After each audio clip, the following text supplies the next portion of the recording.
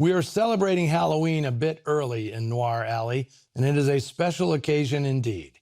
You're about to see the TCM premiere of a fascinating missing piece of cinema history, a noir horror hybrid called El Vampiro Negro, the Black Vampire, made in Argentina in 1953. The film is a reimagining of another cinema classic, Fritz Lang's 1931 thriller M, which starred Peter Lorre as a child murderer hunted by both the police and the underworld. It was remade in Hollywood in 1951, with Joseph Losey directing and David Wayne in the Lorre role. Until recently, few people knew of the existence of yet another version, made in Buenos Aires by director Román Viñoly Barreto.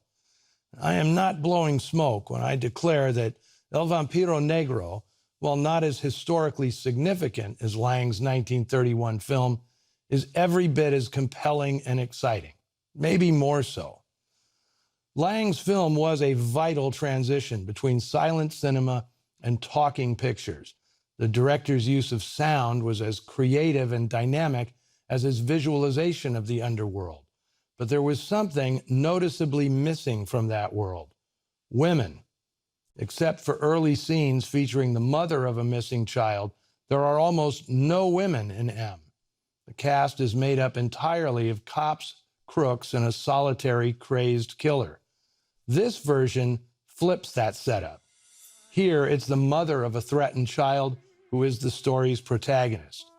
And since it was made in Latin America, it should come as no surprise that she's a sexy nightclub entertainer.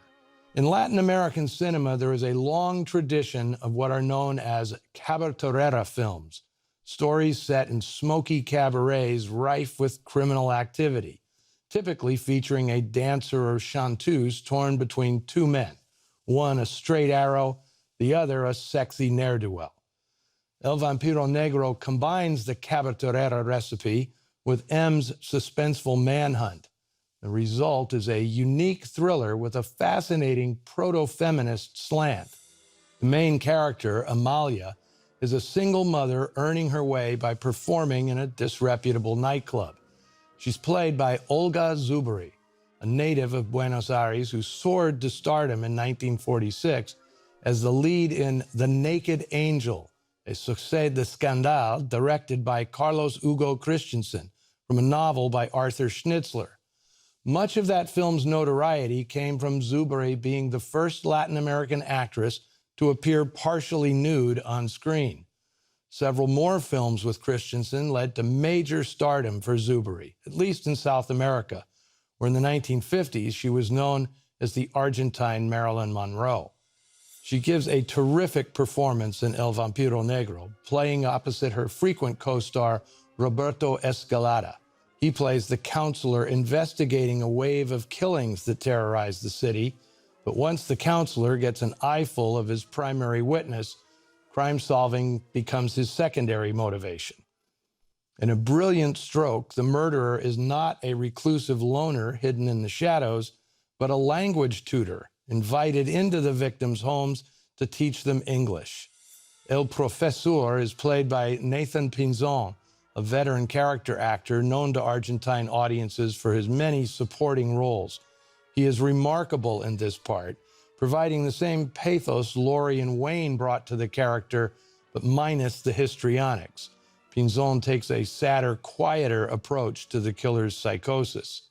Some of you may recall The Beast Must Die, another Argentine film I showed last year on Noir Alley.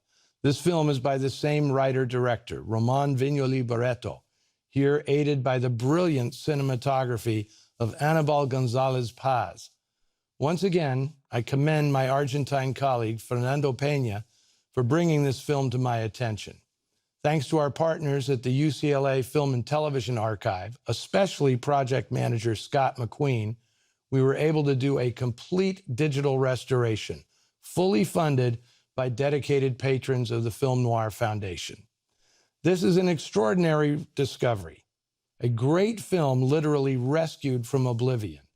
It is gratifying after years of effort to finally present its debut on Turner Classic Movies. Here is not a remake of M, but an inspired reimagining of that landmark film, one that's a classic in its own right. From 1953, El Vampiro Negro, The Black Vampire.